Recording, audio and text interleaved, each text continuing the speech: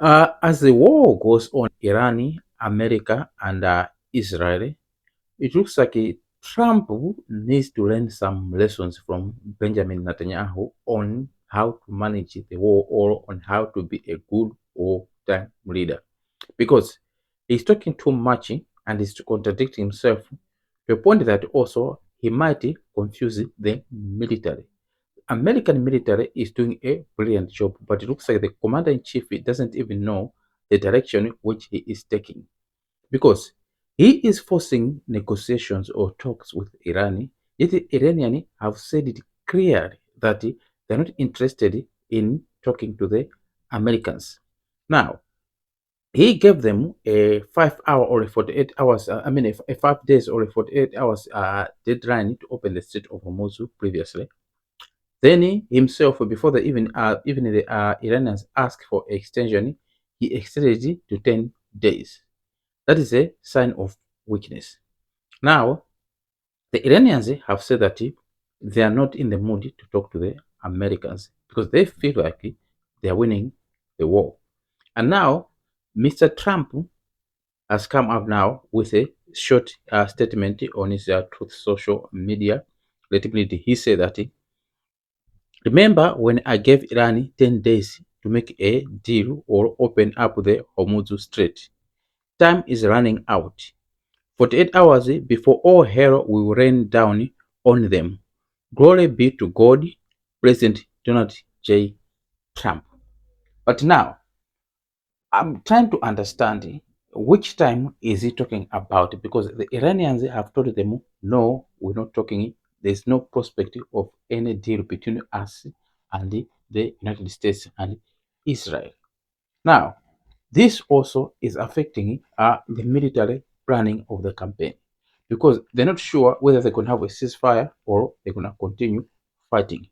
The other disappointment I'm having with Donald Trump is that he is acting as if he is restraining the American military or the American mighty power on striking Iran and bringing this campaign to an end.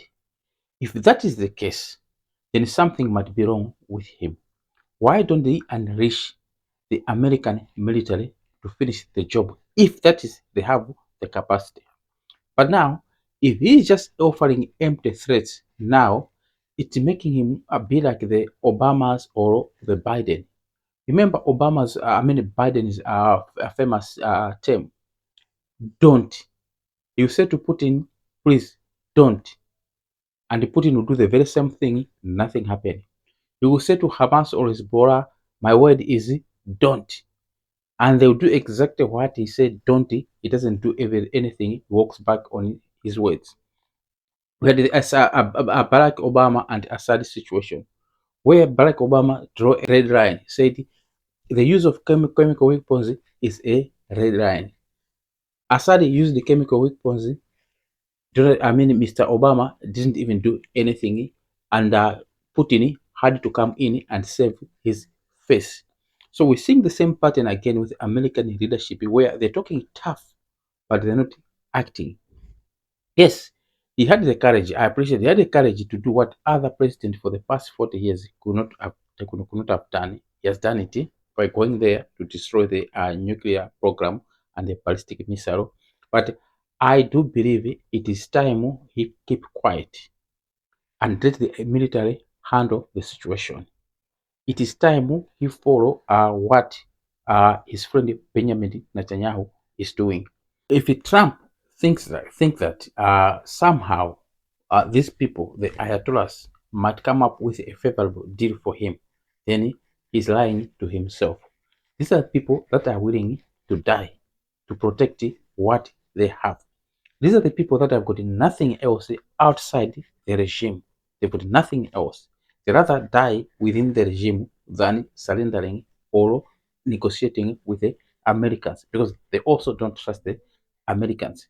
So it's time if Trump knows that he's got that hell that can rain on Iran and end this war, let him do it.